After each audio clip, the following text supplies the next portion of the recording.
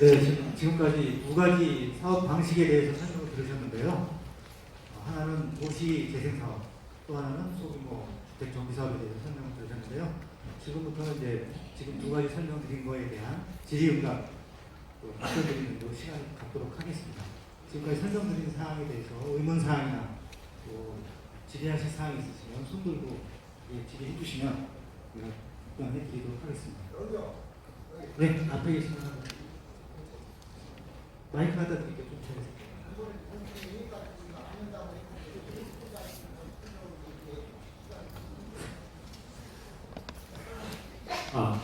네, 가로주택 사업에 대해서 질문드리겠습니다.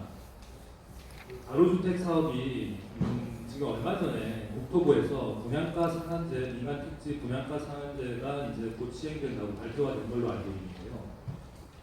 해당 그 분양가 상한제가 가로주택 사업에도 적용이 되는 건지, 제가 알기로는 일반 분양인 30가구 이상일 경우 공통적으로 적용이 되는 걸로 알고 있는데, 항상 이제 나홀 아파트로 사업성이 낮은 걸로 인해 가지고 많이 지원하는 사람들이 없는 걸로 제가 알고 있거든요. 이거 만약에 분양가 상한제까지 적용이 될 경우 그 사업성에 어떤 영향이 있을지 답변 좀 부탁드리겠습니다. 네, 분양가 상한제 적용에 대해서 여쭤보셨는데 적용됩니다. 이제 간단하게 첫 번째 여쭤보시는 거에 대해서 민간 택지 분양가 상한제 같은 경우는 일반 분양 세대가 30세 넘어가게 되면은 사업에 상관없이 일단은 다 해당을 받기 때문에 현재 국토부에서 발표한 사항대로라고 하면은 가로주택 정비 사업도 해당이 되는 겁니다. 만약에 가로주택 정비 사업을 하심으로써 일반 분양이 30세대 이상이라고 하시면, 그리고 사업성에 대해서 여쭤보셨는데 일단은 당연히 이제 분양가가 그 국토부에서 제시하는 금액대로 가야 되는 게 있습니다. 민간 분양가 상한제를 하게 되면.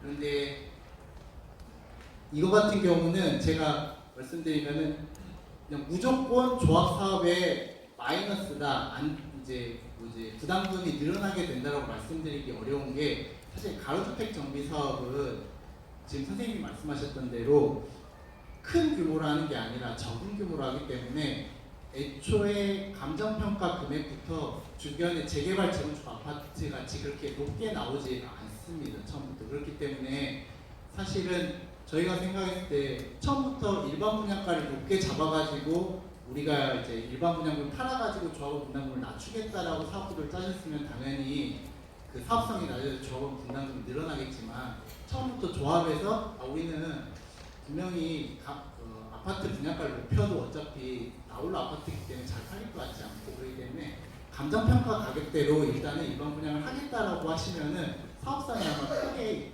떨어지거나 그럴 확률이 적다고 저희는 처음부터 이제 사업성 자체를 좀 낮게 이제 설정을 한 경우에는 큰 영향이 없다. 네, 감정평가 가격대로 만약 일반 분양을 한다고 하실 때는 아마 크게 손해는 아닌 걸로 항상 비례율이 어느 정도? 이게 워낙 사업지 종류나 어떻게 지으냐에 따라서 달라지긴 하는데, 사실 작년 중반까지만 하더라도 이제 예를 들어 서울의 이제 땅값이 좀 낮은 지역 있지 않습니까? 예를 들어서 강남이 아닌 지역 같은 경우는 비례율이 100 이하일 경우가 대부분이었어요. 그런데 아시겠지만 작년에 하반기에 서울시 집값이 엄청나게 올랐지 않습니까? 그 이후로 저희가 사업성 분석을 해보았을 때는 강북 지역도 100이 넘는 데가 되게 많이 나왔어요. 집값이 작년에 많이 상승이 돼가지고 그거에 영향을 받아가지고 좀 많이, 그나마 강북 지역도 비례율이 좀 많이 오른 상태예요. 저희가. 혹시 입주까지 완료된 곳이 있나요? 저희가 사업하는 데가 아니더라도 여쭤보시는 거죠? 네. 예, 그 가로주택 정비 사업으로 시범 사업으로 추진했던 강동구 천호동의 그 사업지는 이미 입주까지 한 곳이 한 군데 있고, 나머지는 아직까지 추진 중입니다. 네, 답변 감사합니다. 네, 또 다른 분 또 질의사항이 있으시면 질의해 주시면 답변드리겠습니다. 좀 이쪽에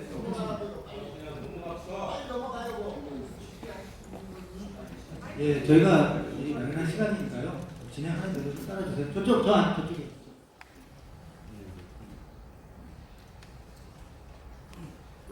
그 소규모 개발 사업에 대해서 제일 걱정인 부분이 그 기반 시설이 제대로 들어갈 수 있느냐 없느냐가 가장 큰 것이거든요.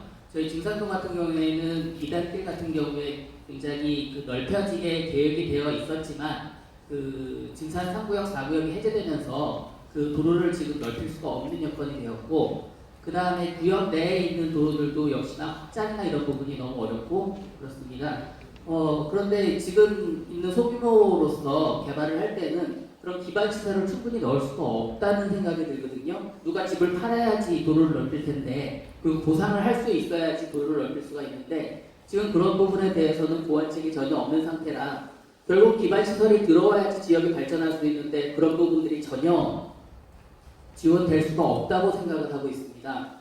그런 부분들에 대해서 예를 들어서 집 한 채만 사더라도 100평이면은 거의 20억 가까이 되는데, 아까 200억을 지원해준다고 해봤자 집 한 5채 사면 100억이고 거기에 뭐 앵커시설 하나 지으면 한 30억이고, 그럼 결국은 한 5채나 개발될 수 있을까 없을까 모르겠습니다. 결국은 지역을 발전시키는 데는 아무 도움이 되지 않는다고 생각하는데, 그런 것에 대한 보완 대책이 있나요?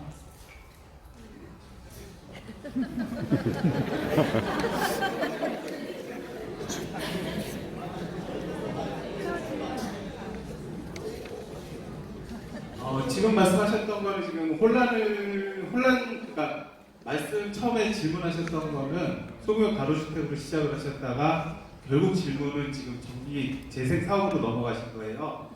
그러니까 저희가 아까 말씀드렸다는 그 200억 지원된다라는 거는 도시 재생 사업에 관련된 내용이었었고, 지금 재생 사업에 대해서 질문하셨다라고 저희가 일단 가정을 하고 답변을 드린다라고 하면은, 어떤 사업이나 기반서를 갖다가 공공에서 정부에서 무작정 해주는 데는 사업은 없습니다. 저희 재개발 사업도 마찬가지고, 그 부분 같은 경우에 대부분 기반서 같은 경우에는 용적률 상향이라든지 용도지역 상향이라든지 이런 거를 통해서 기반서를 기부 체납하게 되고, 그 부분에 대한 기반서를 주민이 부담하는 이런 사업 방식이 되고요. 그런 부분에서 보자고 하면은 아까 말씀드렸던 소규모 가로주택 정비 사업 같은 경우에는 그 기반서를 갖다가 부담을 하지 않고 이제 그 물리적인 개량 소규모로 이제 그 가로 전체를 갖다가 그 말씀하셨던 도로를 확보하지 못하더라도 일반적으로 조그만 공공시설, 커뮤니티 센터 같은 경우에는 그 확보가 가능할 것으로 판단되고요. 그 200억이라고 했던 것뿐만이 아니라 아까 저희 잠깐 말씀드렸는데 총 정부 지원 사업까지 해갖고 도시 재생 사업 같은 경우에는 505억 정도가 그 지역에 투자가 됐습니다. 그게 이제 단순하게 이제 뭐 도로만 확장을 한다라는 개념에서 보시게 되면은 뭐 도로에다만 다 지원을 한다라고 하면 뭐 크게 그게 뭐 어떤 개선 효과가 뭐 많이 나타나지는 않을지라도 각각의 정비 기반 시설뿐만이 아니라 커뮤니티 시설이나 뭐 이런 부분에 대해서 가지고 있는 다용할 수 있는 뭐 공공유지들을 활용한다든가 이런 식으로 지금 도시 재생 사업 활발하게 진행 중에 있습니다. 그래서 그 부분에 대해서 뭐 200억이 작다, 충분하다라고 말씀은 못 드리겠지만 일단 뭐 여러 지역에서 도시 재생 사업을 성공적으로 지금 시행을 하고 있기 때문에 아까 말씀드렸다시피 이게 뭐 아예 뭐 사업성이 없고 뭐 이런 사업은 아니라고 그렇게 말씀드리겠습니다. 예, 또 다른 분이요. 저쪽. 네. 질문 하나. 예, 마이크 갖다 드릴게요. 우리가 그 재개발 한다고 해가지고 그 해제돼가지고 전에 도시 재생 사업 소규모 이 문제에 대해서 설문도 받고 은평구 도시계획과서 다 받았어. 그리고 다시 와서 설명한다고 하더라도 재개발에서 떨어져서 오늘 모여서 무엇이 우리가 요구하는 건가, 그거에 대한 것을 1, 2, 3번 중에 대안을 내놨잖아요.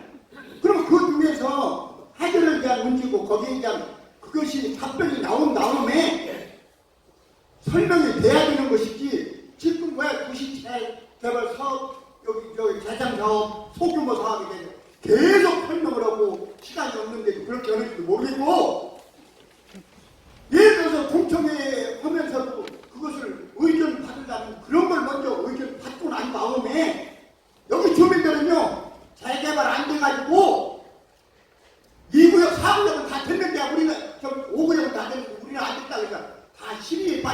부총장님한테 수많은 얘기를 했어요. 그러니까 실적으로 말하는 것은 우리가 가야 될 방향을 잘 제시를 해줘요. 그리고 도시계획상에 우리가 진짜 관문이나 마찬가지예요. 네, 그 관문에 저 정상 자야 경비구역에 2구역이나 이렇게 발전시키고 난 다음에 과연 정상 4구역은 어떻게 도시계획을 발전시켜 돼야만이 합리적이고 주민들한테 이익이 되고 또 은평구에 좋은 환경이 되는지를 방안을 세워서 제시를 해주고 이끌어주고 해야 된다는 것을 왜 모르는지 모르겠다 이거야. 가져오다니 가져오다는 거야. 그리고 오늘 내가 말씀드리는 것은 오늘 보러 오신 양반들은 다른 거 없어요. 제자들에서 떨어진 사람들이 다 온 거예요. 여기서 찬성을 하든 반대를 하든 간에 은평구 도시계획은 이렇게 발전한다는 걸 들으러 온 사람이에요. 이거 500억 지원하고 1000억 지원하고 내 돈 갖고 지원하는 거야?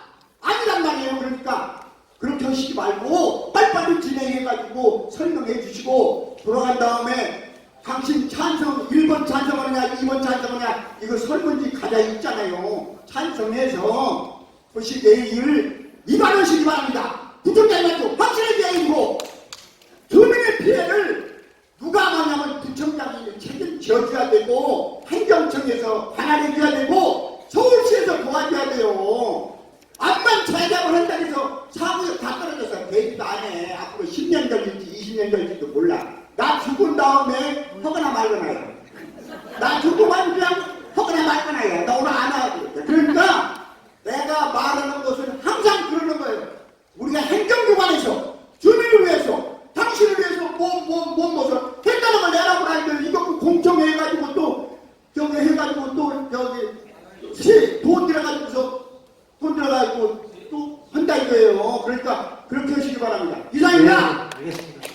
선생님 말씀 드리고요. 감사하고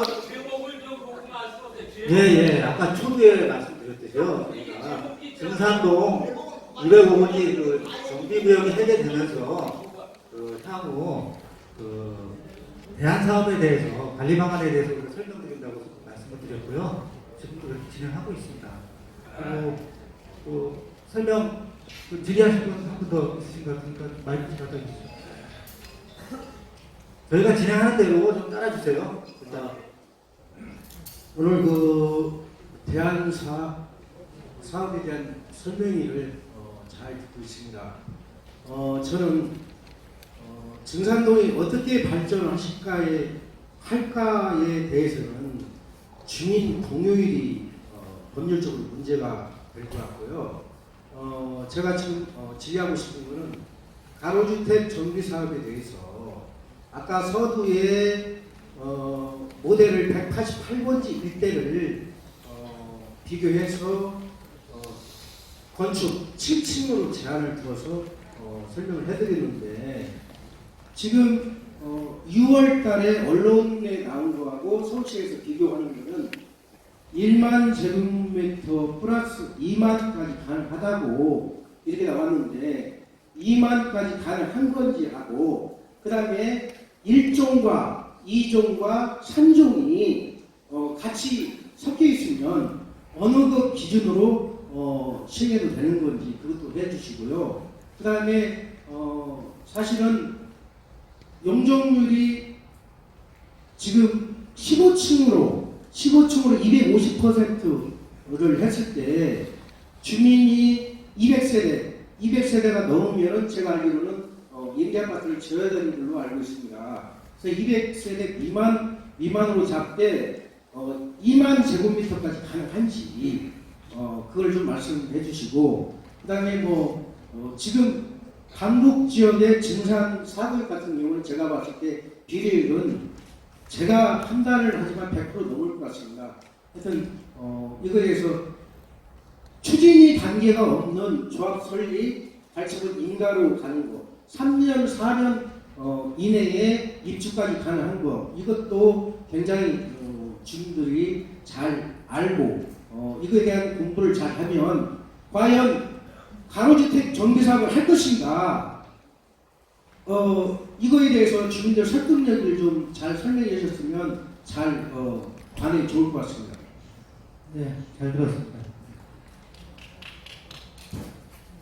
네, 답변 드리겠습니다. 첫 번째로 사업구역이 넓어질 수 있느냐 여쭤보셨잖아요. 법이 10월에 국토부에서 시행령을 바꿔가지고 이제 그 내용이 법에 10월에 추가되게 될 건데, 간단히 말씀드리면 그 법이 바뀌어도, 첫 번째로 법이 바뀌어도 사업구역은 10,000제곱미터입니다. 20,000제곱미터까지 넓혀준다고 하는 거는 가로구역만 넓혀주는 거지 사업구역은 10,000제곱미터 그대로이기 때문에 이제 20,000제곱미터를 사업할 수 있는 건 아니고 10,000제곱미터까지밖에 가로주택은 안 됩니다. 그 법이 바뀌어도요. 두 번째로는 이제 그 법의 내용이 담고 있는 게 조례에서 최대 13,000까지 조례에 의해서 가로구역을 높일 수도 있고, 도시계획위원회 심의를 거치면 20,000제곱미터까지 이제 승인이 가로구역을 넓히는 게 가능하다고 법에 되어 있는데, 지금 현재 국토부에서 나온 시행령은 서울은 제외되어 있습니다. 투기과열지구는 해당 안 된다라고 법이 나와 있기 때문에 서울은 아직 현재 그 내용대로 법이 바뀔 거면은 그냥 10,000제곱미터로 갈 수밖에 없다라고 이해하시면 될 것 같습니다. 그리고 두 번째로 1종, 2종, 3종 여러 가지 종이 섞여 있을 때는 그럼 어떻게 검토하느냐라고 하면은, 그 여러 가지 종이 섞여 있을 때 이제 기준 용적률을 계산하는 방법이 있습니다. 뭐 예를 들어서 간단하게 말씀드릴게요. 2종 일반 주거지역 땅 100평하고 3종 일반 주거지역 땅 100평, 200평 합쳐가지고 개발을 하게 되면은 두 개 땅 200평 합쳐서 225%까지 지을 수가 있습니다. 이제 이런 계산 방식이 서울시에 있는데, 이 계산 방식에 의해서 종이 여러 가지가 섞여 있을 때는 그 땅에서 개발할 수 있는 용적률이 정해지게 됩니다. 한 가지 더 일종이 포함해서 설명을 좀 해주십시오. 지금 2종, 3종만 설명을 해주셨잖아요. 네. 1종, 2종, 3종을 같이 있을 적에는 어떻게 되는가? 그게 땅 면적에 따라서 달라져요. 예를 들어 제가 지금 100평일 때 땅이 두 개가 똑같을 때는 가중 평균이라는 걸 적용해서 아까 제가 말씀드린 거 225%까지 가능하다고 했는데, 그럼 1종 땅이 몇 평이냐, 2종 땅이 몇 평이냐 이런 것까지 다 계산을 해서 평균을 내야 되기 때문에, 그걸 제가 이 자리에서 그냥 예를 들어서 1종 일반 주거지역 100평, 2종 일반 주거지역 100평이 있다고 하면은 175%까지 아마 개발이 가능할 것으로 판단합니다. 예, 저 한 말씀 드리겠습니다. 예, 오늘 저 진행 팀장님 좀 하시라십시오. 예, 저는 한신빌라에 사는데요. 예. 예, 지금 현재 해제에 따른 관리 방안 수립 설명회가 오늘도 두 번째 온 것 같습니다.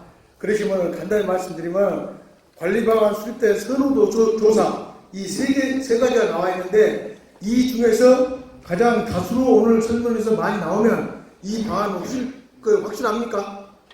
저희가 설문을 조사하는 것은 예. 주민들의 그 성향이 어떠냐라는 거에 대해서 네. 조사를 하고 법에 참고하기 위해서 조사하는 거고, 나중에 사업을 하는 것은 지금 설명드린 여러 가지 사항하고 별도의 사업이 있다고 한다면 그 사안에 대해서는 주민들이 자율적으로 선택해서 하시면 되고 또 안 하셔도 되고 그런 겁니다. 저희가 설문을 통해서 방안을 결정하고 그 방안을 가지고 사업을 추진하고 그런 건 아닙니다. 그러면은 몰라 이렇게 세게 이렇게 시험을 갑니까? 저희가 아까 말씀드렸잖아요. 업무에 참고하기 위해서 주민들의 참고는 어느 범위까지 참고를 하시냐고요. 그걸 하기 위해서 저희가 설문을 조사하는 거고요. 그건 아닙니다. 그걸 명확히 밝혀주셔야지 저희들이 뭔 지침을 내는 거죠. 주민들 지금 말씀드렸고요. 이건 또 그 앞에 거 먼저 설명.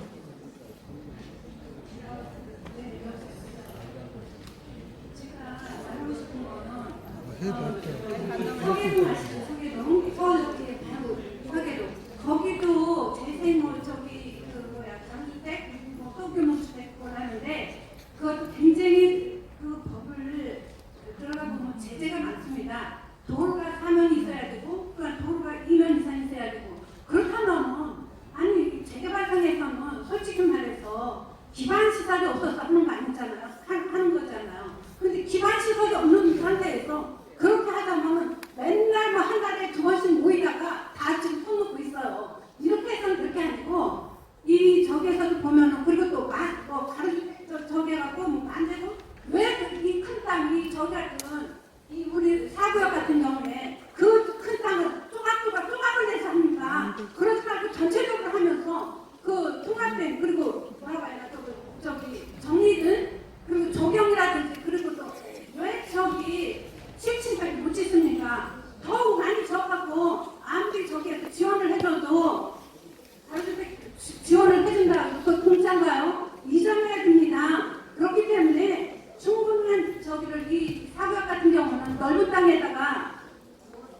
용적률을 해갖고 지어갖고 그거를 그래서 그 충당을 할 수 있는 그런 좋은 저희가 있는데 난개발을 왜 합니까?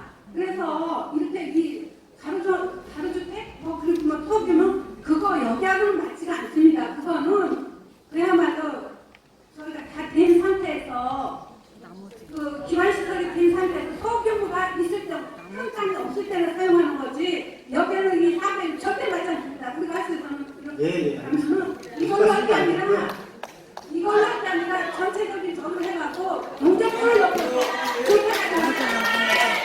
저희가 지금 설명드리는 거는요, 이런 사업이 있다는 것을 설명드리는 거고요. 아까 여기 뭐 7층 이야기인데 그 지역 여건이 7층이기 때문에 이제 7층을 사례 이런 거 설명을 드린 거고요. 이게 많지 않습니다. 이 사고에 대해서 좁은 땅, 넓은 땅에 대해서 왜 조각조각 난개발을 합니까? 그거 필요 없습니다. 우리 지금 하시는데 지금 저기 공공임대주택 그거는 이 재개발 그거 하고 임대주택 그 저기 혼합해서 지금 250 그 역세권이라고 하는데 그것도 더 넓혀야 됩니다. 250 그건 거기에 왜 언젠가는 그게 또 저희가 될 텐데 해야 될 텐데 왜 그렇게 합니까? 다 통일성 있게 여기 사과 전체를 할 수 있게 그렇게 해야지. 일단 알겠습니다. 알겠고요. 말씀 여기 드렸고요. 항상 이거 이렇게 노랗 들어갔습니다. 예, 이거는 이제 하나의 그 방식에 대해서 설명을 드린 거고요. 아까 딱 한 번 더 설명, 질의하신다고 해서요. 질의 받고요. 그 다음 단계 설명을 넘어가도록 하겠습니다. 질의 한 번만 더 질의하겠습니다. 예, 선생님 말씀해 주세요. 네, 저는 오늘 이 설명에 나와가지고 이렇게 봤는데 설명하신다면서 자료는 여기만 띄워주지 우리한테 한 장도 안 주시네. 이해가 바로바로 우리가 지금 이 나이가 있어가지고 이걸 다 외우는 사람들도 아니고 그 부분을 좀 지적하고 싶고 또 하나는 지금 정산 4구역을 갖다가 우리가 첫 번에 재개발을 해달라고 한 것은 아닙니다. 서울시에서 뉴타운을 지정해놓고 4개발을 해준다고 했어요. 근데 오늘 이 상태까지 오기까지 물론 지역 주민들도 잘못은 있어요. 근데 행정청에서는 너무 지역 주민들을 갖다 무시했어요. 부동의 처리할 때 어떻게 처리했습니까? 지난번 5층에서 설명하셨잖아요. 제대로 이 설문지 하나 제대로 받지도 않고 그냥 그 부동의 처리를 한 사례가 있고 또 하나는 그 지역이 전부 다 헐어버리고 재개발한다는 것이 원칙이었고 사람들이 다 그것을 알고 그걸 알았는데 지금 와가지고 이제 3가지, 4가지 사업이 이제 추진된데 그 원인 자체가 물론 우리도 잘못이 있지만 그렇다면 은평구청에서도 그 부분에 대해서 사업성을 설명할 때 우리 구역은 전부 다 헐고 다른 방향으로 가는 방법을 먼저 일환에다 놔야 되지 않느냐. 여기에서 뭐 이 재생사업이 왜 나오냐 이거죠. 재생사업 지난번에 설명하다가 전부 다 그 반대해가지고 그냥 하셨잖아요. 그때 다 재개발을 원한다는 걸 갖다 다 듣고 가나고도 지금 와가지고 또 재생사업 얘기하고 또 다른 얘기를 하면 안 되니까 이제는 전부 다 헐고 새로운 방법의 재개발을 제시하는 것이 은평구청의 행정처의 책임이라고 생각합니다. 자 생각해 보세요. 그렇게 수색에서 5구역 오다 보면 우리 가운데는 완전히 4차선으로다가 2차선으로 딸려. 가스만이 100mm가 오다 여기는 50mm, 땅 50까지 가야 돼. 이것도 서울시나 가스공사 이런 데서 상당히 할 거고 이것이 얼마나 경비가 출연되는 겁니까? 또 하나는 도로 1km 닦는데 제가 알고 있기는 100억 이상 먹는다고 얘기를 알고 있어요. 서울시 경우 100억 이상이 된다고 생각하고 있어요. 제가 건설회사 다닐 때 그때 당시 100억이었어요. 지금 100억까지 어림도 없을 겁니다. 그런 걸 생각한다고 하면 기왕 수색에서 시작했으니까 우리 5구역까지 아주 일괄적으로 할 수 있는 방안 지금 우리가 비록 취소됐지만 거기에 버금가는 새로운 사업을 은평구청에서 제시해달라는 것입니다. 제 말이 틀렸습니까? 네, 선생님 말씀 잘 들었고요. 제가 이 설명회 하면서 모두에 설명드렸듯이 정비구역이 해제돼서 일반적으로 환원된다고 말씀을 드렸고, 또 환원 이후에 현행법이나 또 규정에 어떤 사업 방안이 있는지 이거를 검토해서 지금 설명드리는 자리라고 제가 말씀드렸어요. 지금 그런 자리니까 선생님들의 뜻, 의견 잘 알겠습니다. 참고하겠고요. 다음은 질문은 이제 넘어갔고요. 다음 여기 아까 나와 있는 대로 역세권 공공임대주택에 대해서 마지막으로 설명을 드리겠고요. 설명은 대학 컨설턴트 이사님께서 설명을 해주시겠습니다. 네, 마지막으로 세 번째 사업, 역세권 공공임대주택 사업에 대해서 말씀드리도록 하겠습니다. 역세권 공공임대주택 사업, 공공임대주택 사업이라고 해서 전체적인 공공임대주택을 갖다가 짓는 건 아니고요. 그 기본 개념 자체는 역세권 안에 분양주택이랑 임대주택을 동시에 같이 건립하는 개념이 되겠습니다. 사업의 개요 특징으로 먼저 말씀드린 이 사업의 특징, 가장 큰 특징 세 가지 정도로 꼽을 수가 있겠는데요. 첫 번째는 무조건 용도지역 상향을 전제로 사업을 추진한다. 그러니까 재개발 재건축 같은 경우에는 용도지역 상향이 전제가 되지 않고 일단은 가장 기본적으로는 현행 용도지역을 유지를 하는 것을 원칙으로 하지만 이 사업 같은 경우에는 용도지역을 지금 있는 저희 대부분 1종이나 2종으로 지금 그 사업 지구가 되어 있는데 이 부분은 용도지역 상향을 먼저 전제로 사업을 추진한다라는 것 첫 번째 가장 큰 장점이 되고요. 두 번째는 그 용도지역 상향에 따라서 용적률 상향 등 인센티브들이 제공이 된다는 게 두 번째 특징이 되겠습니다. 세 번째 특징 같은 경우에 그런 공공임대주택을 갖다가 짓는다라고 처음에 말씀드렸는데 그 임대주택은 어떻게 하냐? 임대주택 같은 경우에는 서울시에서 표준건축비로 매입을 하게 됩니다. 먼저 공공임대주택 사업에 대해서 설명드리기 전에 몇 가지 단어 정리나 아니면 기본 개념에 대해서 말씀드리겠습니다. 처음에 역세권 공공임대주택 사업이라고 말씀드렸는데 역세권이라는 게 그럼 뭔지부터 말씀드리면은 저희 같은 승강장에서부터 250m까지를 1차 역세권이라고 합니다. 저희 같은 경우는 이제 증산역이 되겠죠. 증산역 기준으로 해서 역사를 기준으로 해갖고 그 250m 내를 일단은 1차 역세권으로 보고 그 다음에 500m까지를 2차 역세권으로 분장하는 거 먼저 말씀드리겠고요. 그 다음에 사업 대상지 같은 경우에는 일단은 역세권 내 주거지역 저희 대상지를 보통 말씀드릴 수 있겠습니다. 근데 여기서 그 서울시에서 갖고 있는 기준이라는 게 있습니다.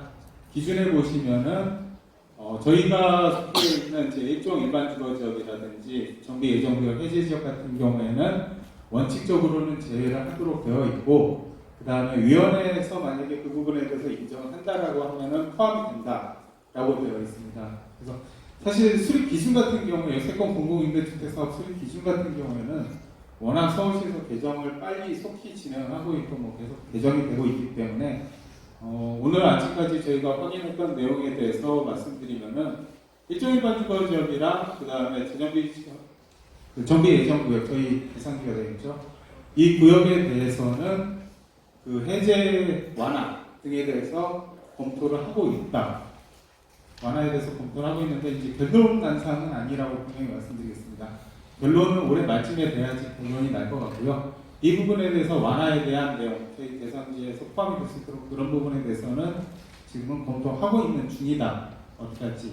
그 정도까지 저희가 서울시랑 오늘 오전에 얘기 들었던 사항이 되겠습니다. 사업 규모를 말씀드렸는데 아까 소규모 정비 사업 같은 경우에는 아까 만재봉사 미만으로만 해야 된다라고 말씀드렸는데 저희 같은 경우는 오히려 반대입니다. 사업 규모가 최소 3,000제곱미터 이상 돼야 되는 거고요. 그래서 그 부분에 대해서 공공임대주택 사업 포함해갖고 일단 100세대 이상 대규모 사업을 지향을 하고 있는 것으로 이렇게 정리가 되어 있습니다. 그러면 공공임대주택 사업 추진할 수 있는 방식 크게 세 가지로 나눌 수가 있겠습니다. 하나는 건축 허가를 받는 방식이 있을 수가 있고요. 그 다음에 사업계획 승인을 받는 방법, 그 다음에 도시정비형 재개발 사업, 이 부분 같은 경우에 아택 같은 경우에는 소유주가 직접 1인이나 뭐 이런 부분 전부 다 소유 토지를 갖다가 다 매입을 하셔서 사업하시는 게 원칙이 되겠고요. 저희 같은 경우에는 조합을 만들어서 사업을 추진하기 때문에 가장 저희한테 적합한 사업 방식 같은 경우에는 도시의 정비형 재개발 사업이라고 말씀드릴 수 있겠습니다. 그 부분에 대해서 조금 더 추가 말씀드리면은 여기가 이제 저희가 가장 적합하다라고 말씀드렸던 도시 재개발 정비 사업 추진 절차입니다. 추진 절차 보시면 알겠지만 여기서 저희 제일 처음에 추진 절차는 크게 세 가지로 나눠질 수가 있는데요. 계획 수립 단계, 그다음에 행정 이행 단계, 사업 완료 단계 이런 세 단계로 나눠집니다.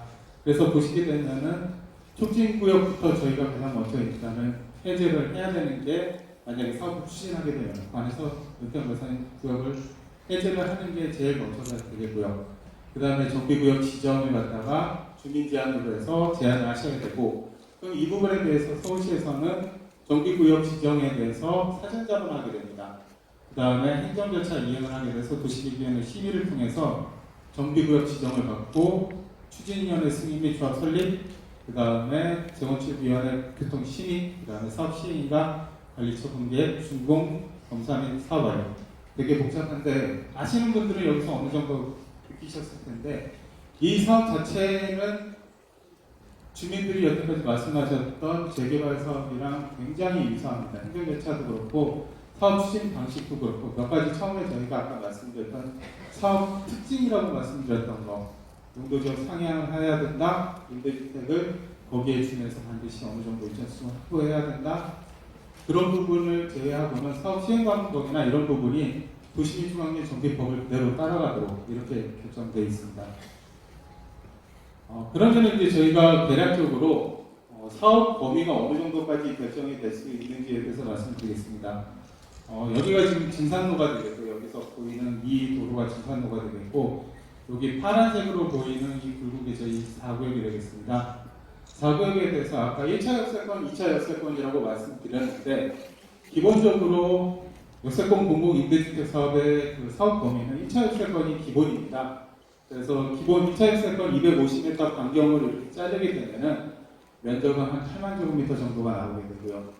2차 역세권 500m 반경까지 가게 되면은 저 대상지 끝까지 다 포함이 된다고, 거의 일부 끝에 이만큼만 빼놓고는 다 포함이 된다고 말씀드릴 수가 있는데, 단 조건이 하나가 있습니다.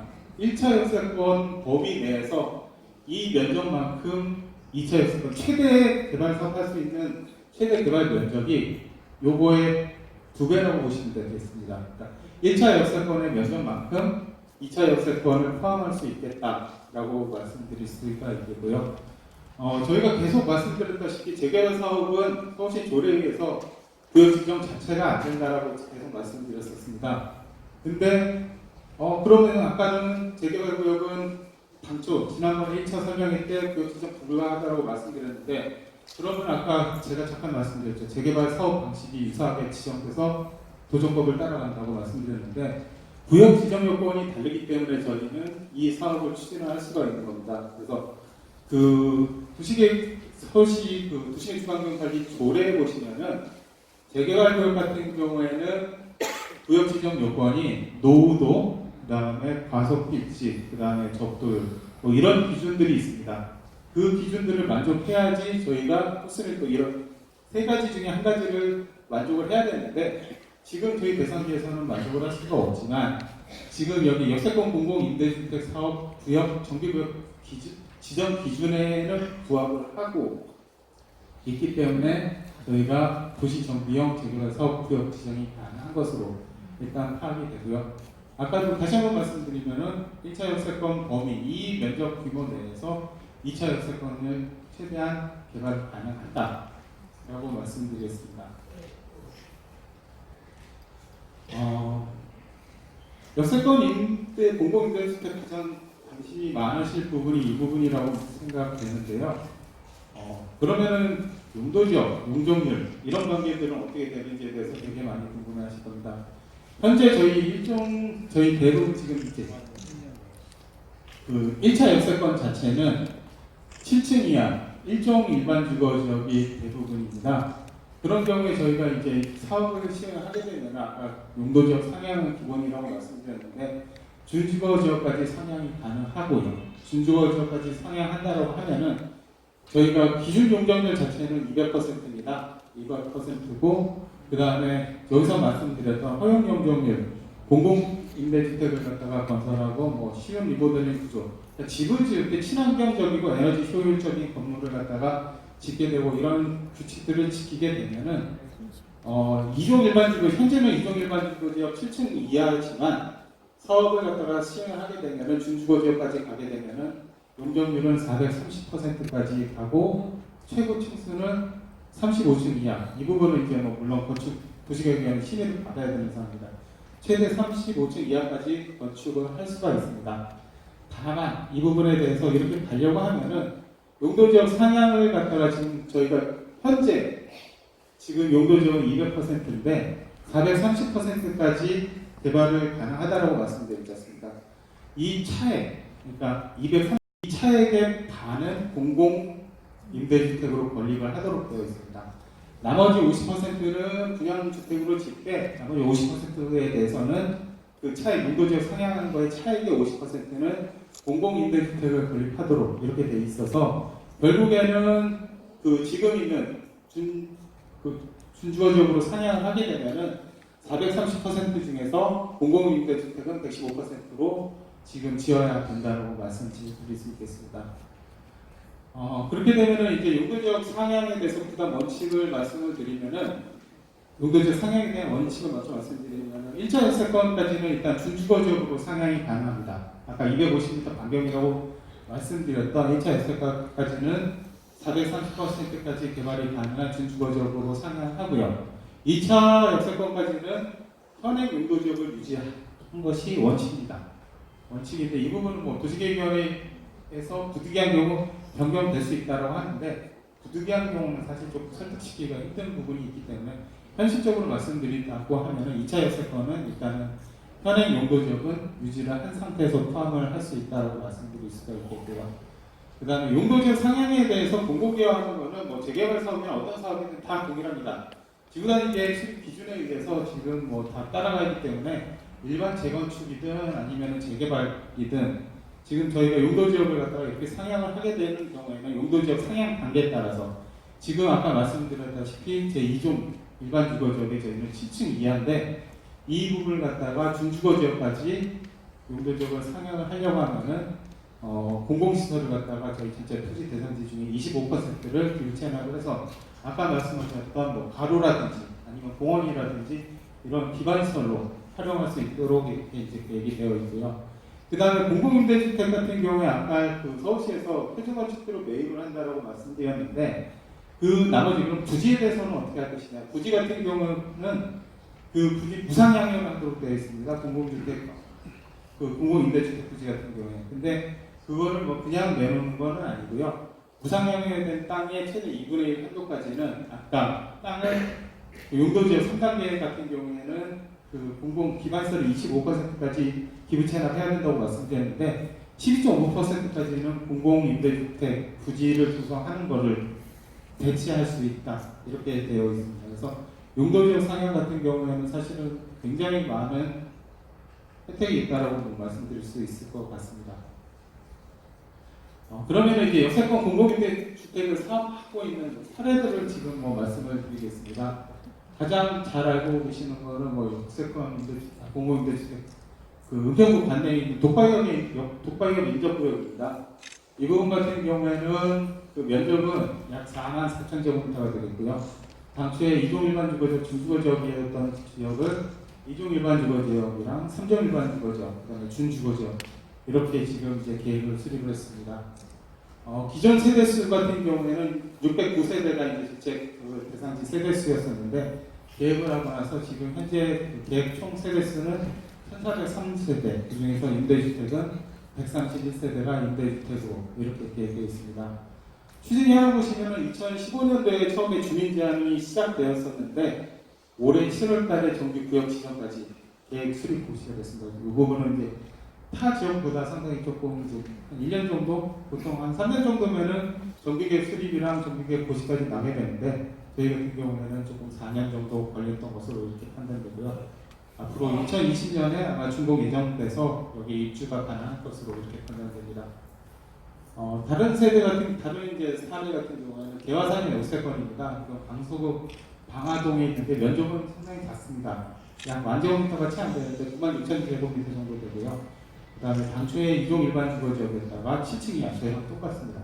이런 부분을 준주거적으로 용도적 상향했고, 기존 세대수 같은 경우에는 112세대였는데 총 계획 세대수는 298세대 되고 공공임대주택 중에 124세대가 되겠습니다.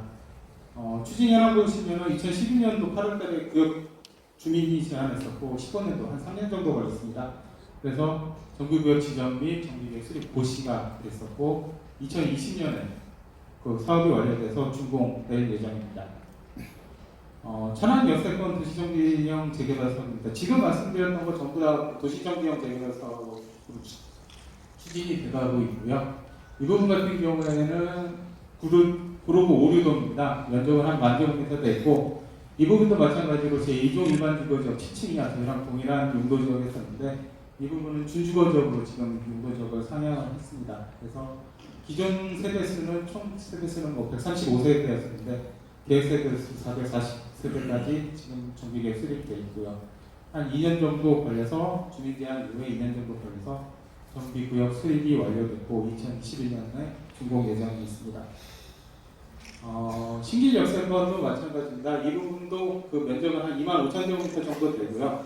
그 다음에 제2종 일반 주거지역이었는데 이 부분도 준주거지역으로 용도지역을 상향을 했습니다. 그래서 기존 세대수 130세대였었는데 계획 세대수는 999세대까지 되어 있고 임대세대는 78세대 나왔습니다. 이 부분은 상당히 지금 사업성이 매우 양호하기 때문에 지금 주민 제한에서 약 1년 2개월 만에 정비구역 수립 계획까지 완료가 된 사항입니다.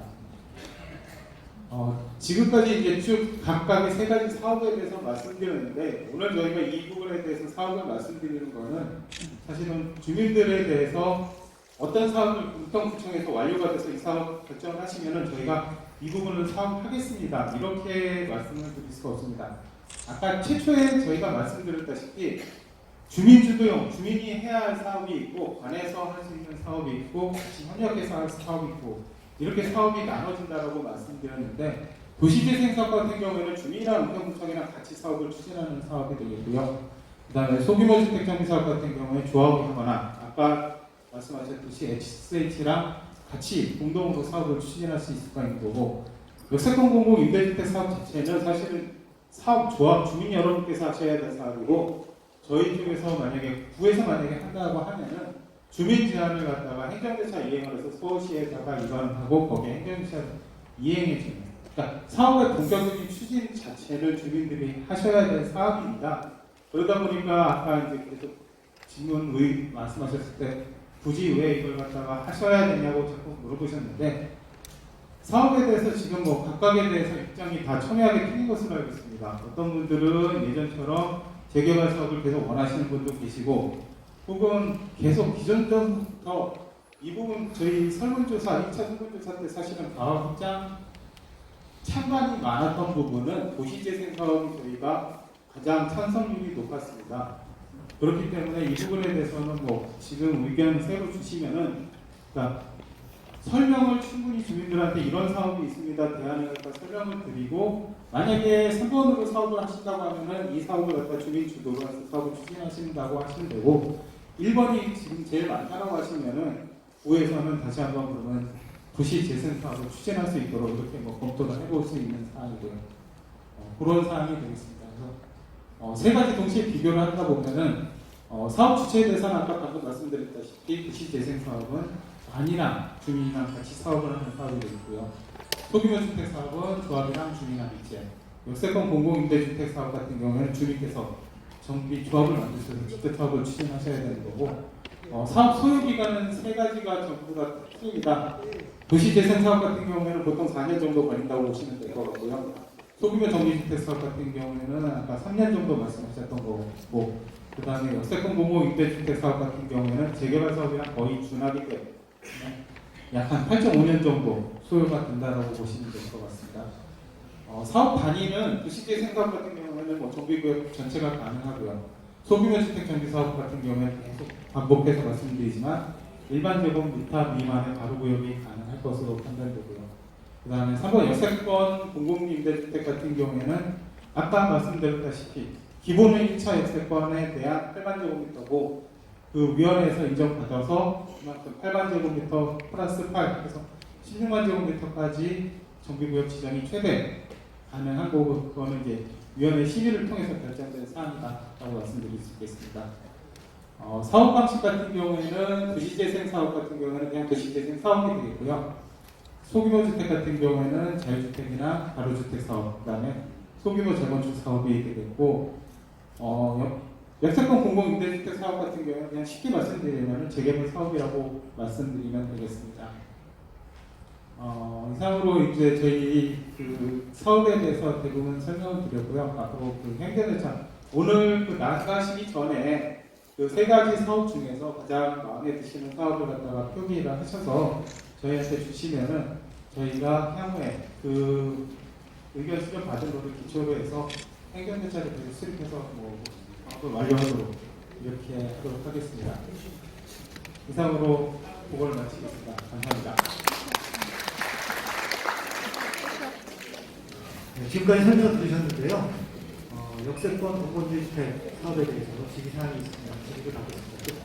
질의 받기 전에 오늘 그 1차 설명회는 참 지난번 10여 달에 하고 있었고 오늘 두 번째 또 이번 주 토요일 날 오늘 오시지 못한 분이나 오늘 오신 분이나 포함해서 장소는 오늘 여기가 아니고 구청 5층 은평홀에서 10시에 또 할 예정입니다. 잊지 마시고 참석해 주시면 되겠고요. 오늘 질의 있으신 분 질의 주시면 그 마이크